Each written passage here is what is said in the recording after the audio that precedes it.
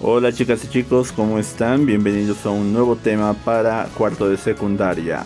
Estamos hoy viendo todavía la Edad Media, pero vamos a hablar hoy sobre las transformaciones culturales y económicas de la Baja Edad Media.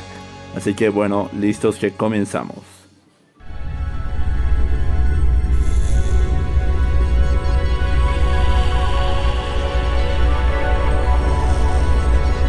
Bien, comenzaremos entonces hablando justamente sobre los principales cambios culturales que han aparecido en esta época. Luego hablaremos del resurgimiento del comercio y finalmente sobre los burgos. Hablemos entonces pues de estos cambios culturales que ocurrieron en esta época. Vamos a hablar primero que nada de la educación. Para este tiempo, como ya deben saber, las iglesias eran casi la única educación que existía. Entonces muchas de ellas se convirtieron en centros educativos, pero exclusivamente para las clases altas. Es decir, que no llegaba esta educación a las clases más bajas. Muchos monjes que recolectaban escritos antiguos se convertían en profesores, bien, ya sea de futuros sacerdotes, es decir, jóvenes que venían a buscar convertirse en sacerdotes, o de seculares, es decir, personas que no querían ser sacerdotes, pero que querían aprender cosas de la época. Ahí es donde aparece la educación escolástica, que luego veremos cuál es su base filosófica. Hablemos entonces también que la mayoría de niños recibían educación, pero la llamada educación gremial, es decir, la que recibías de tus padres de el oficio de los mismos. Si tu padre había nacido carpintero y trabajaba como carpintero, pues tú ibas a ser carpintero. Lo mismo que si serías herrero, campesino, etcétera, etcétera. Bien, entonces uno de los problemas más importantes de la época era que toda la educación que se recibía en estas escuelas de las iglesias estaba en latín y por lo tanto no todos manejaban el latín y eso constituía un problema, básicamente una barrera para cualquier otro niño que quisiera aprender algo. El Islam, por su parte, durante la dinastía Abbasí va a implantar escuelas y madrazas. Estas madrazas van a ser prácticamente universidades, bien, donde se va a hacer investigación científica, donde se va a hacer, justamente como pueden ver aquí, bien, diferentes avances en las ciencias, bien. Las escuelas se van a centrar usualmente en alfabetizar, enseñar el Corán y algunas leyes. Mientras que las universidades obviamente van a profundizar mucho más en aspectos de investigación, etcétera, etcétera. Y ya veremos qué aportes nos ha traído el Islam a la cultura universal. Las universidades europeas del mismo modo se van a inspirar o van a tener raíz justamente en estas universidades musulmanas, bien, que fueron las primeras. Las escuelas europeas enseñaban generalmente estas 7 artes liberales, que serían como las materias básicas de la época. El trivium, la gramática, retórica y lógica. El quadrivium, la aritmética, geometría, astronomía y música. Básicamente, el trivium se centraba en la lengua y el quadrivium en ciencias. Aquí podemos ver una imagen que muestra básicamente esas 7 artes liberales. Bien, 1, 2, 3, 4, 5, 6, 7 y si pueden leer, ahí están sus nombres. Aquí podemos ver, ¿verdad? La aritmética, la geometría, la astronomía, la gramática, la retórica, la dialéctica y la música. Bien, ahora las universidades además solían formar en otras materias como la medicina, el derecho, etcétera, etcétera. Pero obviamente son estudios a muy bajo nivel de lo que ahora conocemos, por ejemplo. Hablemos un poquito de la filosofía. Para el momento la filosofía más famosa era la escolástica. ¿Qué buscaba hacer la escolástica? Buscaba explicar básicamente hechos de dogmas religiosos con una explicación racional. Y este es un pequeño ejemplo. Es básicamente como si quisiéramos explicar, ¿verdad?, la extinción de los dinosaurios con el diluvio universal, ¿verdad? Para básicamente justificar la existencia del diluvio universal y que encontremos estos restos. Bien, buscamos una explicación que se acomode a la religión. Es como si yo, digamos, fuera hinduista y como los hinduistas creen que la Tierra está básicamente en un lago, en el ombligo de una de sus divinidades, yo digo, no, entonces seguramente estamos flotando en un lago, la Tierra, y por eso, no sé, de paso, por eso el terraplanismo está bien, de paso terraplanista, además de religioso. Entonces, ese es el problema con la escolástica. Generalmente buscaba dar explicación racional a dogmas religiosos, es decir, todo tenía que explicarse bien, pero respetando los dogmas religiosos, bien. No sé, si yo que sé, algún experimento contradecía algún dogma religioso, alguna ley religiosa, alguna idea o historia religiosa, entonces no, esa prueba estaba mal y había que encontrarle otra explicación. Esa fue la filosofía que dominaba especialmente en Europa, obviamente. Ahora, quienes fueron expositores de esto y seguramente en filosofía tal vez lo toquen o lo habrán tocado ya: San Alberto Magno, no, Santo Tomás de Aquino, bien, que buscaban estos principios universales que justificaran todo lo religioso y a la vez todo lo profano, todo lo secular. Con el tiempo, los mismos religiosos van a irse dando cuenta de que hacer esto entraba en muchas contradicciones y por lo tanto, bien, se empezó a plantear la separación entre la fe y la razón, bien, de modo que la fe no puede ser explicada por la razón, bien, fe básicamente es confianza en algo, ¿verdad? Imagínate que confías en alguien que te ha fallado cientos de veces, no hay explicación racional para ello directamente, es una experiencia muy, muy propia, muy subjetiva, no puede aplicarse universalmente a todos. Lo mismo, entonces, este tipo de razonamientos fueron hechos por Duns Scotus y su discípulo Guillermo de Ockham, a quien podemos ver aquí. Como pueden ver, también era un religioso, ¿bien? La mayoría de filósofos de esa época eran religiosos. ¿Por qué? Porque casi todo el conocimiento se centraba en las iglesias y en las catedrales. Personajes destacables de esta época en cuanto a la ciencia, ¿bien? Podemos hablar, por ejemplo, en astronomía de Al-Battani. ¿Y por qué lo marqué importante ahí? Al-Battani, lo remarqué, bien. Porque Al-Battani básicamente va a ser uno de los que va a poner en evidencia este hecho, bien. Desde la Edad Media, las personas que tenían conocimientos, que habían sido educadas, ya sabían que la Tierra era esférica, bien. Y por lo tanto no es cierto eso de que durante la Edad Media todos creían que la Tierra era plana. No, mentira, gran mentira. Bien, los estudiosos, las personas que se habían educado, sí sabían que la Tierra era esférica. Hablemos de otras personas en astronomía. Fíjense, Al-Battani, Al-Sofia, Al-Farghani, Grosseteste, Oresme. Bien, en química, Javier ibn Hayyan, Avicenna, Ibn Khaldun, Nasir al-Din, Al-Tusi. Si se fijan, tenemos un montón de personas, la gran mayoría con nombres árabes, porque hubo muchos científicos árabes, bien, que hicieron muchos adelantos en esa época. Pocos nombres de personas de Europa, como Roger Bacon, o por ejemplo, aquí teníamos, ¿verdad?, a Jean Buridan, etcétera, etcétera. Bien, la mayoría, como ya habíamos visto antes, todos religiosos, bien, porque era el único lugar donde podías conseguir conocimiento. Tecnologías de la época, bien, obviamente fueron desarrollándose poco a poco, no todas al mismo tiempo. Por ejemplo, China ya estaba desarrollando para esa época la pólvora, las gafas, que aquí podemos ver, por ejemplo, el papel, la imprenta, pero las imprentas más primitivas, bien, luego se van a perfeccionar en Europa, pero fíjense que muchas cosas que antes se decía que se habían inventado en Europa, en realidad fueron inventadas por completo en Asia. Persia, por ejemplo, nos trajo los molinos de viento. El Islam, por ejemplo, fíjense, hay muchas cosas. Los alambiques, los tubos de ensayos, el consumo del café en las cafeterías, que eran básicamente lugares de reunión donde además de consumir café se discutían muchas teorías científicas, muchos temas de religión, de filosofía, etcétera, etcétera. Ojo, el alambique y los tubos de ensayo son material de laboratorio químico. Los instrumentos quirúrgicos también fueron inventados por gente musulmana. Los primeros aparatos de vuelo personal fueron hechos por musulmanes también. Ahorita no me acuerdo el nombre de la persona que lo intentó por primera vez, pero bueno, luego veremos. El álgebra, bien, por eso veíamos aquí, si se fijan, este señor no se llama Baldor, por si acaso, este de aquí, ahora sí lo van a ver, se llama Al-Khwarizmi, y él creó muchos de los principios del álgebra. No lo culpen, él intentaba simplemente encontrar una manera de explicar bien al mundo los fenómenos que había en él. Las cámaras oscuras, sin las cuales no tendríamos los principios de la fotografía o del video o de la filmación de video.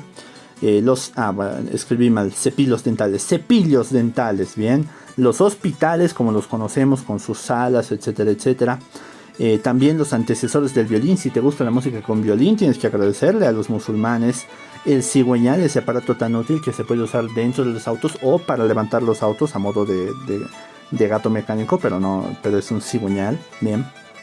Y por el lado europeo, el instrumento del clavicordio, bien, predecesor obviamente del piano. La vela latina para las embarcaciones, la quilla, lo mismo para las embarcaciones para que fueran más estables.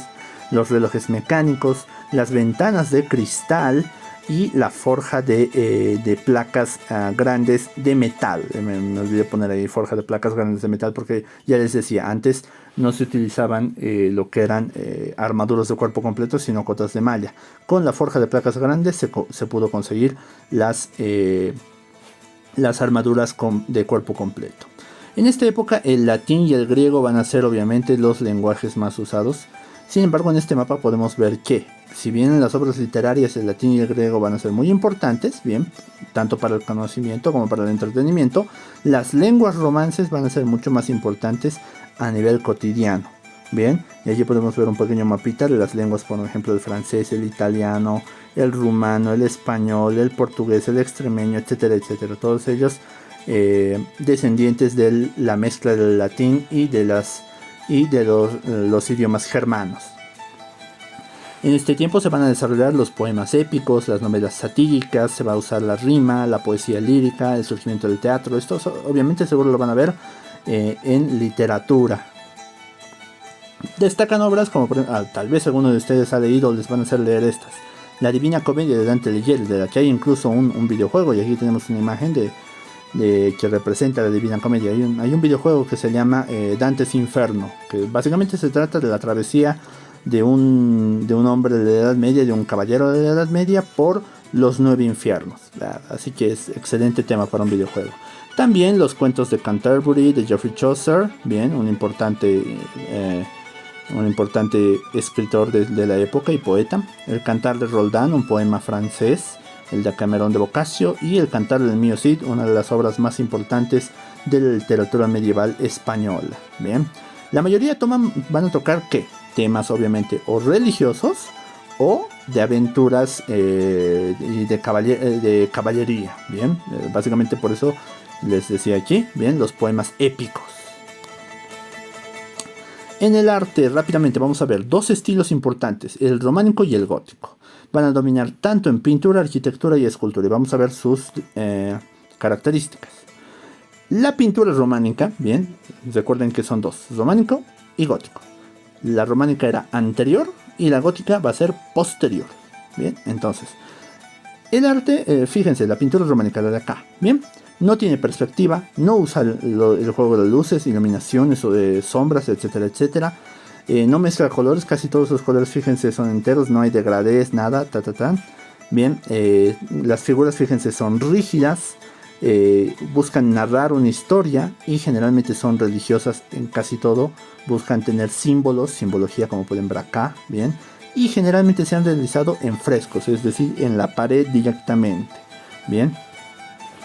Ahora, la pintura gótica, bien, si también va a usar frescos, se va a destacar más que nada en vitrales y retablos. Bien, va a tener otras características, va a ser mucho más decorativa, no va a ser tanto de explicar una historia como acá, sino que va a buscar más decorar algunos lugares. Fíjense que tiene ya cambios muy importantes, aquí pueden ver ese ejemplo, ¿verdad? Va a ser mucho más expresiva, los personajes ya tienen expresiones, tienen movimientos, actitudes, etcétera, etcétera. Bien, y si se fijan, usa la luz y la sombra de mucho mejor manera. Bien, vamos a ver un avance de eso luego en el siguiente periodo, en la Edad Moderna. Hablando de la escultura románica y ya saben, la gótica por el otro lado. La escultura románica, si se fijan, igualmente tiene una función didáctica, igual sigue intentando contar una historia, generalmente obviamente historias religiosas.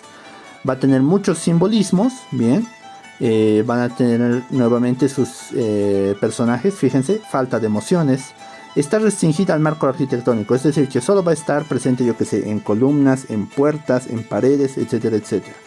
Bien, y va a tener temas religiosos nuevamente. Ahora, la gótica, primero que nada, añade emoción, gestos, actitudes. Fíjense cómo aquí, ¿verdad? Los personajes tienen un movimiento, tienen una actitud, tienen un gesto bien definido, incluso emociones en el rostro, etcétera, etcétera. Y empiezan a ser independientes. Si se fijan bien, esta virgen que tenemos ahí, ¿verdad? No está puesta en una pared, ni en una columna, ni en un pórtico, no. Es independiente, está aparte. A diferencia de como podemos ver en el otro, ¿verdad? Que está puesto básicamente en la cima de un pilar. Bien, entonces eso es parte de la arquitectura, pero en el otro lado, bien, aquí ya no es dependiente de la arquitectura. Y aquí también se empiezan a hacer famosos estos sepulcros con muchas esculturas. Bien, vámonos a lo siguiente. Terminamos con la arquitectura para esto del arte. Bien, la arquitectura románica, bien, que podemos ver aquí, y la arquitectura gótica, que la podemos ver aquí. Diferencia básica, bien, fíjense, oscuridad, bueno. Aquí me equivoqué. Bien, ya tienen un error para decirme, no, este ya no cuenta.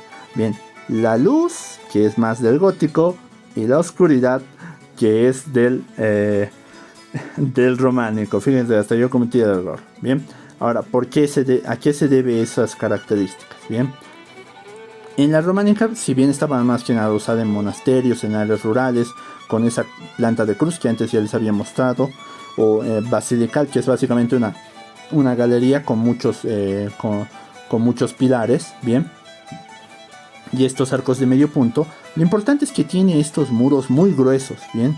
Si se fijan, y vamos a ver más ratito, sus muros son bien macizos, gruesos. Por lo tanto, no hay como poner una ventana. Y fíjense que requiere de iluminación artificial. Esto está iluminado artificialmente. Bien, entonces la característica justamente del románico va a ser la oscuridad. En cambio, la arquitectura gótica, bien, que va a estar más centrada en la arquitectura civil, es decir, no cosas religiosas, pero también en cosas religiosas, pero ya se va a expandir a palacios, a galerías, etcétera, etcétera, bien. Y va a estar más que nada, obviamente, en las ciudades, bien. Sí va a utilizar la planta basilical, pero también va a utilizar una estructura de salones, bien, con arcos apuntados. Si se fijan, los arcos ya no son como estos bien redonditos, bien, son mucho más, tienen una punta, se les llama arcos ojivales, bien. Van a tener unos muros un poco más delgados, bien, y eso va a permitir que, ya que el muro es delgado, ya no tiene que soportar tanto peso la ventana, que hayan ventanas mucho más grandes, bien, que puedan contener esos vitrales de los que hace un momento habíamos hablado. Bien, entonces esos vitrales y ventanas van a aportar básicamente a mucha luz. En cambio, se mantiene en oscuridad. Bien, aquí tenemos una pequeña lámina que ustedes van a ir revisando seguramente. Y aquí les muestro, por ejemplo, cómo eran los vitrales de la época. Bueno, obviamente esto ya es un nivel muy alto, pero poco a poco eso se fue logrando. Bien, y aquí tenemos la diferencia. Fíjense cómo los muros son bien gruesos, cerrados, bien, a diferencia de que son más elevados, más delgados sus muros, etcétera, etcétera. Bien, el tejido por su parte va a cambiar muy poco, pero más que nada por la llegada de materiales como la seda desde Asia, y la música, obviamente, que casi toda era religiosa, a excepción de los juglares que iban llevando, ¿verdad?, estos poemas épicos cantados. Hablemos ahora rápidamente del resurgimiento del comercio. El comercio anteriormente va a estar detenido debido justamente a las invasiones, tanto primero de los germanos, luego de los vikingos y magiares. Bien, eso va a hacer que el comercio sea muy difícil. ¿Por qué? Porque tienes que trasladarte de una ciudad a otra, y estas bandas de invasores podrían atacarte en el camino fácilmente. Por lo tanto, el comercio se hacía muy poco. A partir del siglo XI, estos excedentes que hay, es decir, la buena producción que va a haber en ese tiempo, va a mejorar, bien, obviamente va a aumentar la producción, perdón, me estoy repitiendo, y eso va a permitir que ese excedente se pueda vender a otros lugares. En un principio se va a hacer de esta manera, bien, comerciantes solitarios que van a ir llevando sus cargas hacia otras ciudades, bien, y los van a vender así, de persona en persona, de puerta en puerta, etcétera, etcétera. Bien, para posteriormente, bien, una vez que se haga mucho más seguros los caminos, se establezcan ferias, como en este gráfico de aquí abajo o en este gráfico de acá. Estos dos gráficos de aquí, este y este, bien, los saqué de un anime que me gusta mucho, Spice and Wolf, que nos muestra justamente la vida de un comerciante más o menos de esas épocas. Bien, si quieren lo ven. Pero lo importante es justamente ese cambio. Pasar de el comerciante con su carromato yendo de pueblo en pueblo a crear ferias cada ciertas épocas. En épocas de cosechas usualmente. Bien, ferias estacionales, una al año. Y que eso obviamente dependía del pueblo. Y que podía obviamente variar la época. Bien, dependiendo del producto que se intente comercializar, etcétera, etcétera. Bien. Una vez que esto se asienta más, bien, van a empezar a crecer estas ferias y obviamente los comerciantes buscarán asentarse en lugares como en este gráfico que podemos ver, que se van a crear calles, bien, con vendedores de diferentes cosas o artesanos de diferentes cosas, de cuero, de telas, de cuchillos, de objetos de plata, etcétera, etcétera, desde obviamente también armas, etcétera, etcétera, bien. Y aquí podemos ver una imagen, bien, o la característica eran estos de acá, bien. Eran básicamente escudos de armas que mostraban, bien, qué oficio tendría ese centro comercial, bien. Será, yo que sé, un centro comercial de alimentos, será un centro comercial de herramientas como tijeras, asadas, no sé. Ahora, con ese mayor crecimiento se van a empezar a crear varias rutas comerciales, pero especialmente por ríos y mares. Si algunos van a utilizar, como en este caso decíamos, ¿verdad?, los caminos en sus carretas, muchos otros van a preferir el mar, ¿bien? Aquí podemos ver justamente cómo un puerto medieval va recibiendo mercancías, ¿bien? ¿Y esto se debe a qué? ¿Bien? Estas rutas estaban libres de impuestos, ¿bien? Cuando tenías que pasar por un terreno, ¿bien?, por a pie o en carreta, tenías que pagar impuestos por el paso por ese lugar. Pero si pasabas por el mar no había quien te cobre impuestos. Bien, entonces eran preferidas y por eso fueron muy, muy importantes las ligas, las rutas comerciales de la liga italiana y de la liga hanseática. Bien, básicamente aquí tenemos el mapita, ¿verdad? Podemos ver la liga de la Hansa que está aquí en moradito. Todo alrededor, fíjense cómo corre por todo el norte de Europa. Bien. Y por supuesto la liga italiana, que obviamente va a ir por esta ruta del Mediterráneo y el Mar Negro, bien, que es todo el sur de Europa. Ahora, para reemplazar el transporte de mercancías físicas, porque obviamente es muy fácil que al caminar por tal lugar o por tal otro lugar te roben tus mercancías, bien, y obviamente no vas a escapar con, yo que sé, tantos kilos de lana o tantos kilos yo que sé, o con tus 40 vacas no vas a escapar ahí fácilmente de los ladrones, ¿verdad? Por lo tanto, se empezó a volver a usar esto, el sistema de monedas. Bien, aquí podemos ver algunas monedas de la época, bien, en los años 1100, hasta el 1200 más o menos, bien. Ahora, estas monedas obviamente tenían, dependiendo de quién las fabricara y dónde se fabricaran, valores y pesos distintos. Entonces, ¿qué es lo que pasó? Bien, un grupo de personas que conocían las equivalencias, bien, se sentaban en la entrada de las ciudades con una balanza. Fíjense, aquí podemos ver su balancita. Mírenla bien, ahí tiene una balancita donde está poniendo moneditas, bien, para ver, este es de plata y este es de plata, esta pesa tanto y esta pesa tanto, bien, listo. Entonces, tantas monedas de esta moneda de plata valen lo mismo que todas estas monedas de plata de otro lugar, pero se sentaban en un banco. Ojo a ese término. Por eso se les empezó a llamar banqueros, bien, y eran personas que no solo hacían esto de convertir monedas, como ahora las casas de cambio o los cambistas, sino que también te permitían depositar y retirar dinero. Básicamente tú ibas, le dejabas tu dinero y lo recogías en otro momento, bien. Entonces eso ya era un alivio. ¿Por qué? Porque no tenías que andar con todo tu dinero en las calles a que alguien te quite más fácil todavía las monedas y corra mucho más fácil, bien. Entonces, para evitar también esos problemas, ¿qué es lo que empezaron a hacer otros problemas? Por ejemplo, cuando tienes que viajar a otro lugar, ¿qué tal que tienes que viajar desde esta ciudad hasta esta otra ciudad y en medio hay, yo que sé, un bosque, hay montañas, y por ahí en medio del camino te pueden robar? Digamos que aquí hay un banquero del banco A y aquí hay otro banquero del banco A. Entonces, ¿qué es lo que te dan? Las letras de cambio. Bien, ¿qué eran estos papelitos de acá? Bien, que aquí te daban un papelito. Bien, tan, tan, tan. Bien, que decía cuántas monedas habías depositado en el banco de esta ciudad. Bien, y cuando llegaras a esta otra ciudad, bien, al banquero del banco A igualmente le dabas esta notita y te entregaba las monedas que habías depositado en la otra ciudad. Y listo. De ese modo se podía viajar sin el riesgo de llevar las monedas y que te las roben. Así que nadie veía que traías monedas y por lo tanto ya no eras un blanco tan fácil. Una de las rutas más importantes comerciales era la ruta de la seda. ¿Por qué? Porque unía China, bien todo el oriente, bien con Europa, pasando por toda India, por Arabia, por Persia, por Egipto incluso, bien, y conectando multitud de ciudades. Uno de los exploradores más prolíficos de esta ruta fue obviamente Marco Polo, de quien Netflix, como pueden ver, tiene su serie, que tal vez puedan verla, aunque creo que era para adultos, pero no debe ser tan fiel a la historia original, pero puede servir de algo.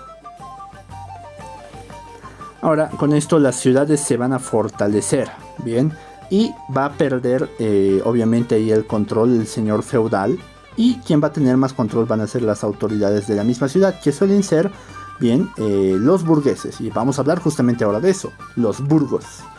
Bien, con toda esta actividad comercial, bien, usualmente ¿qué es lo que va a pasar? Bien, la ciudad, los feudos, bien, y algunas ciudades antiguas van a incrementar población, bien. Y cuando el feudo, que tenía, verdad, antes, digamos, su castillo, su catedral o su monasterio, bien, y su pequeña aldea, bien, va a empezar a crecer en población, van a necesitar protegerse. Usualmente van a usar estas murallas. Pero si empieza a crecer más allá, van a tener que crear una segunda muralla más, o una tercera muralla más. Y dentro de esos lugares, que ya eran espacios cerrados, se empezaban a proliferar las casas. Bien, estos lugares fueron llamados justamente burgos. Bien, y sus habitantes fueron llamados burgueses. En esta pirámide que veíamos, verdad, antes, la pirámide de la sociedad feudal. Bien, si antes aquí está el rey y sus nobles, verdad, y este pequeño sector privilegiado. Bien, en el sector menos privilegiado, los que están más arriba son justamente esto, los artesanos y comerciantes ricos. Bien, ese grupo es la burguesía. Bien, son personas que no son nobles, pero tienen riquezas. Ahora, los burgos estaban ligados a los movimientos comerciales y artesanales, y los dirigentes de las ciudades, bien, tenían influencia política. Como podemos ver en esta pequeña lámina, básicamente los señores feudales, al ver que sus feudos estaban básicamente perdiendo poder, pues acudieron a los artesanos y comerciantes, a los burgueses, bien. ¿Para qué? Para que les dieran dinero, bien, a cambio de que los mismos comerciantes y artesanos, estos burgueses, tuvieran autoridad política en la ciudad. Entonces el señor feudal pasaba a ser alguien de adorno, bien, mientras que los que tenían el verdadero control de la ciudad y de la mayoría de la gente eran los burgueses. Los comerciantes van a crear cofradías, en esta época van a crear estas cofradías, que son básicamente lo que ahora llamaríamos, las asociaciones, bien, asociaciones gremiales o los sindicatos, etcétera, etcétera, bien. Estas cofradías o hermandades, bien, que agrupaban a varios comerciantes, bien, ¿qué hacían? Primero que nada, protegían sus cargas entre sí, es decir, viajaban todos juntos, contrataban gente que los cuidara, bien, y mercenarios básicamente para cuidarlos y llegar a su destino sin robos. Otro, compartían depósitos en las ciudades, es decir, tenían lugares donde resguardar su carga y no dejarlo en una casa que podía ser asaltada. También fijaban las normas de la competencia entre una y otra cofradía, bien, decir, yo que sé, vos no vas a poner tanto tu precio tan bajo porque si no nosotros no tenemos competencia, etcétera, etcétera. Era todo un negocio entre ellos, bien, entre las cofradías o hermandades. Ahora, ¿por qué he puesto esta imagen? Bien, han sido los primeros en hacer este tipo de desfiles, por así ponerlo, bien, en honor a un santo, bien. Por eso estas cofradías solían tener a un santo patrono. Bien, de ahí que salen, ¿verdad? Los, yo qué sé, el patrono de los médicos, el patrono de los carpinteros, el patrono de los herreros, el patrono de los bla, bla, bla, que eso se va a ir aumentando con el tiempo. Los artesanos, por su lado, bien, hablamos ya de los comerciantes, ahora hablemos de los artesanos, que eran otro grupo importante de estos burgos, bien, tenían sus talleres, bien, que eran casas talleres, bien, porque eran edificios donde además estaban también el hogar de todos ellos, bien, donde estaban, yo qué sé, los dormitorios, y donde usualmente no había una sola familia, sino que habían más de una familia, bien, así que el hacinamiento era terrible y podría en las ciudades podrían desatarse epidemias importantes, y luego vamos a ver una de esas, la más famosa de todas, obviamente. Bien, y aquí podemos ver dónde está justamente el taller, ¿verdad? En el piso de más abajo ahí. Ahora vamos a ver un poquito más. Aquí podemos ver, ¿verdad? Que dice aprendiz maestro oficial en esta parte. Claro que lo tapa mi barrita de menú, pero ya, ahí lo pueden ver. Aprendiz maestro oficial. Bien. Ahora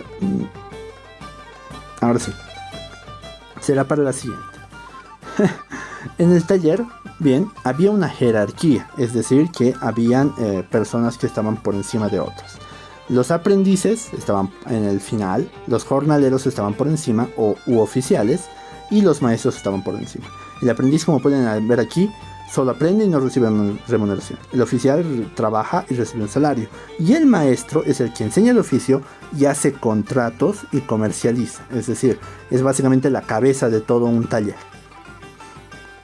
Esto yo creo que es algo que todavía pasa en la actualidad en muchos. Yo que sé, si alguno de sus papás tiene un taller propio, pasa actualmente, ¿verdad? Tiene su chango, que es el que aprende, no recibe casi paga, pero aprende, eso es lo importante, y luego ya él podrá hacer lo que quiera. Luego tiene su trabajador, es yo que sé, su empleado, etcétera, etcétera.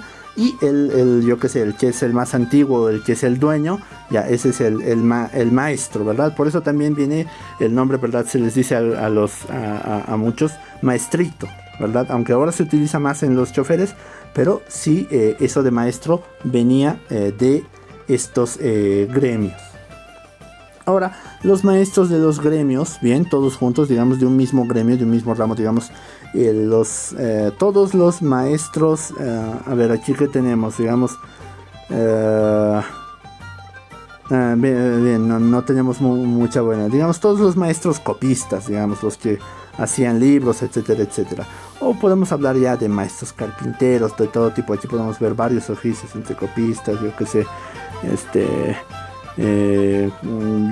¿cómo sería estos artistas de la escultura, etcétera, etcétera? Bien, creaban que justamente estos gremios, bien, estas eran básicamente estas agrupaciones, bien, que tenían primero que nada el monopolio del producto, es decir, que solo toda esa reunión de maestros, digamos, de maestros escultores, eran los únicos que podían vender esculturas, nadie más. Querías vender esculturas, tenías que afiliarte a ese gremio, y obviamente eso implicaba una cuota, etcétera, etcétera, pero te ofrecían varias cosas. Uno, el monopolio. Dos, que daban reglas para el oficio, bien, cómo se debía hacer, qué estándares de calidad, etcétera, etcétera. Luego representaban a esos trabajadores ante el gobierno, bien, y finalmente se brindaban auxilio mutuo para preservar obviamente el oficio. Es decir, si alguno, digamos, caía en bancarrota, bien, el otro, bien, le brindaría, yo qué sé, o su gremio le brindaría un préstamo, o le ayudaría para que no quede en la calle, etcétera, etcétera. Auxilio mutuo. Aquí podemos ver entonces con todo este tema que estas transformaciones culturales, económicas y en las ciudades van a preparar al mundo para una nueva edad, porque ya no estamos en la época, ¿verdad?, de solamente los feudos y los caballeros que van y defienden esos lugares. Ya no estamos en la época en que los reyes tienen todo el poder. Ahora la gente de las ciudades tiene mucho más poder y más riquezas, pero obviamente ningún cambio llega sin una crisis, y eso es lo que vamos a ver en el futuro tema que tendremos. Con eso entonces, chicos, estamos terminando. No se olviden traer las preguntas o correcciones que si ustedes han visto que me he equivocado en algo y saben que me he equivocado, díganmelo, no me voy a enojar. Y simplemente recordarles que vamos a hacer obviamente el mapa mental, el análisis de una noticia, Y obviamente terminado este tema les mando un nuevo video. La revisión de las noticias son los martes y la revisión de los mapas mentales los miércoles. Así que ténganlos listos. Nos vemos hasta la siguiente clase, chicos. Chao, chao.